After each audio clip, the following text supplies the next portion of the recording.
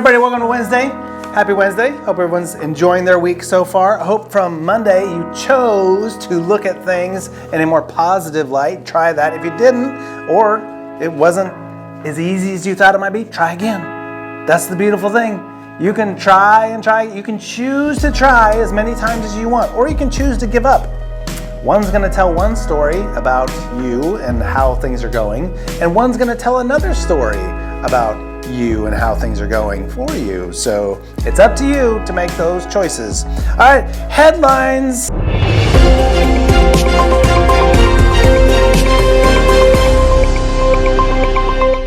Starting with polydactyl cat's peculiar power nap pose is prime donna perfection. I don't know what the heck is going on here, but someone just said, I'm going to see how many of the letter P I can get into one headline. They were going for their perfect power sentence. I don't know. Ridiculous. Don't try to do that. Play on words was too much. It was over the top. Choose to do better next time. Scientists create world's tiniest violin, and it's only visible with a microscope. Tiny violin, so small you can only see it with a microscope. My question, why? A lot of money probably went into making that tiny little sucker. Why did you choose to do that? I feel like there was better choices we could have made with that money, effort, energy, and the smarts, the brain power it took to do that. I feel like we could have harnessed it and done better. I feel like we could have made better choices, people, better choices.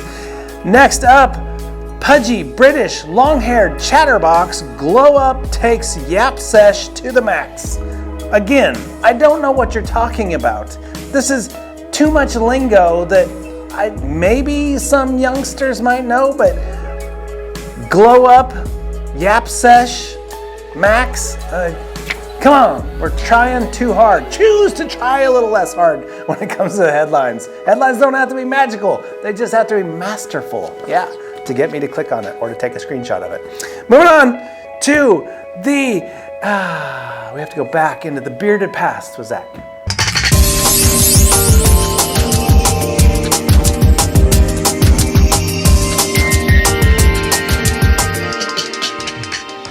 Okay, hey everybody, how you doing today? It's June 25th. Wow, June 25th, right? I mean, we're in summertime and it's June 25th. Wow, I'm sorry. I'm going to say that a couple times. Wow, wow, wow. I can't believe it's already June 25th. But hey, let's go ahead and go back in the bearded past with Zach. Today, 1876. A lot of us grew up, especially in my time, we grew up reading about General Custer, right? And when we read the books about General Custer growing up, it was always this fantastic story of this Goldilocks hair guy. Well, the reality is on this day, he took 300 men and he deviated from military plans, and 5,000 Lakota, Cheyenne, and Arapaho, led by Sitting Bull and Crazy Horde, killed every one of him and his regiment in that battle. Mind you, he split his forces up and he took his forces down into a spot that was not, tactically very good. You can go see the site if you want, give it a shot. It is history and it's very interesting history, but that's what happens, man. You play around, you get, big head, and you go out of the, what you know. Well, that's kind of what happened. And he's responsible for essentially 300 men's deaths. Also on this day in history, in 1913, it was actually considered the Great Reunion. It was one of the last reunions of the living Civil War veterans in 1913. Also, too, on this day in 1940, the French surrendered to the Germans. So basically what has happened now, Germany has already invaded France.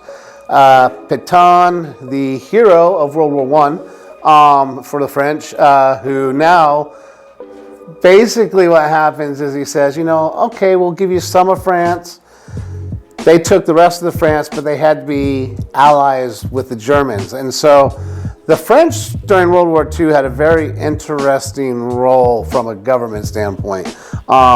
We fought. Some French soldiers and some French individuals were our allies. So it was very interesting in that aspect. Also, too, on this day, 1947, you had the Diary of a Young Girl. This is Anne Frank's diary. It's published 2 years after the war.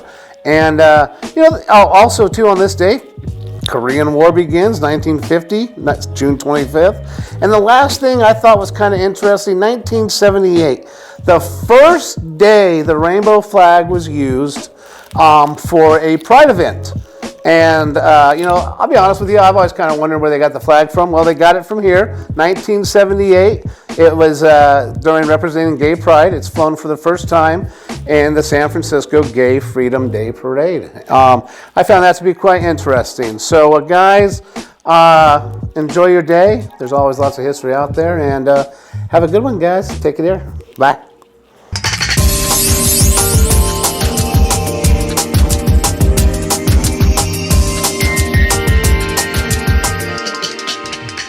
All right, very good. Next up, we're going to move on to Austin's movie review because we got to get ready for watching some movies this weekend. Here we go, Austin.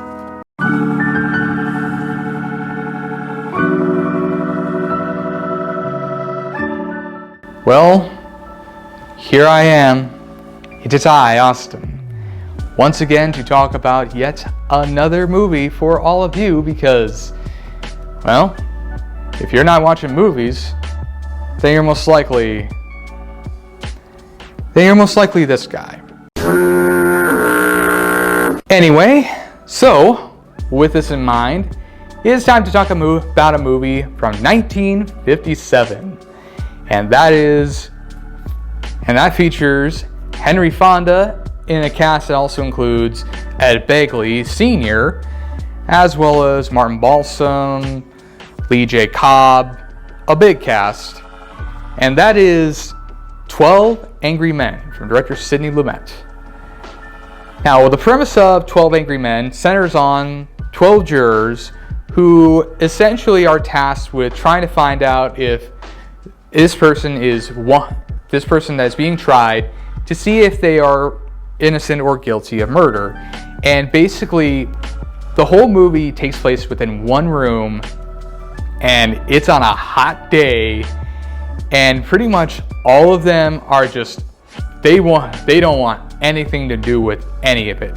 Because you've got Jack Warden's character who basically is missing a baseball game.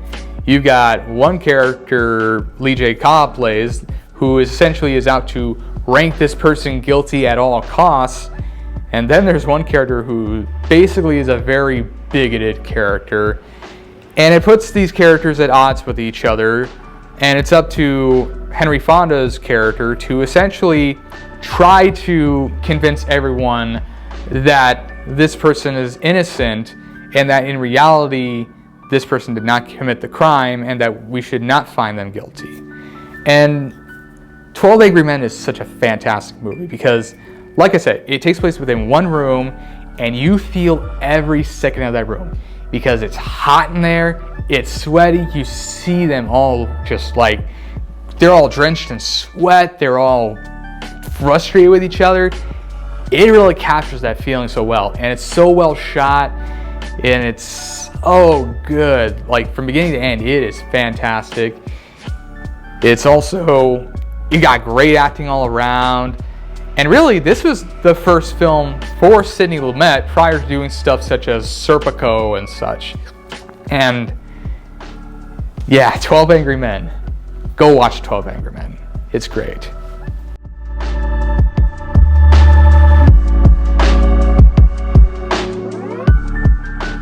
All right, Austin, you stumped me, dude. I do not recall that I have seen 12 Angry Men. Now, I've walked down the street and seen 12 to 15 Angry Men.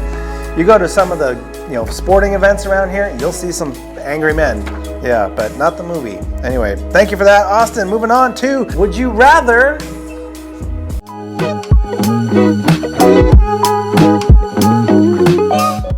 Would you rather change your hair color or eye color on command? Hair color. Why? Because Might be fun for Halloween. Ooh. What color would you change it to? Probably black and it'll be longer, you know. Oh. Would you rather change your eye color or hair color on command? Probably my hair color. What would you change it to? Red. Eye color or hair color on command? Hair color. What would you change it to? I change it to green. Green? Yeah. Eye color or hair color on command? Eye, Why? because Why eye? because I want a change of look. What color would you change it to? Blue, Eye color or hair color on command? Hair color? What would you change it to? Blonde? Why? And blonde has more fun? Hannah, eye color or hair color on demand? Or command? Hair color. What would you change it to? Red. Red? Why? Because it matches my hair when it hits on the sun. Eye color or hair color on command? hair color. Why? Because I'll get the blonde hair because I'll take a break from black hair. You want it blonde? Yeah, Eye color or hair color? Hair? Why? I don't know. You Probably don't know? because I'm not liking the hair color that I have. What would you change it to? I would change it to blue. Eye color or hair color on command? Eye color. Eye color, what would you change it to? I go with crystal blue. Crystal blue? Very specific. Why? Because I want to look more unique.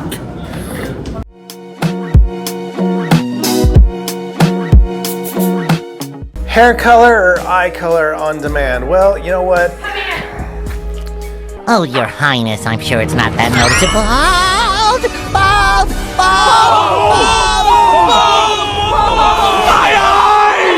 When I walk around like this, changing my hair color is gonna look really funky. Like I'm trying way too hard.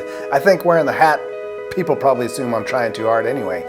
But, so I'm gonna go with eye color, just because I think eye color is really cool. You see the people in the movies and they occasionally put the cat eyes in, or they'll have those really intense blue eyes or the red eyes. I think that would be pretty cool. You just do different things with your eyes every once in a while. I have, my father-in-law has one brown and one blue eye, and my husky dog has one brown eye and one blue eye. It's weird. That'd be kind of cool, just to mix them up and do different things. Ooh, I can make them match my Seahawks outfit. Football's just around the corner. I could, yeah, on like Sunday game days, or Blue Fridays, I could make my eyes match. That would be really cool. I'm going eyes. Because I don't have enough hair to change the color of anymore. Yep. Moving on to the Did You Know This?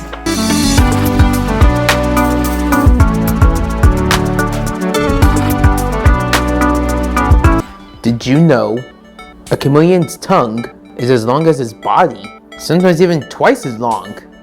Isn't that crazy to know? Yeah. I see their tongues a lot. Only when they catch their prey. I don't know how their tongues are longer as their body.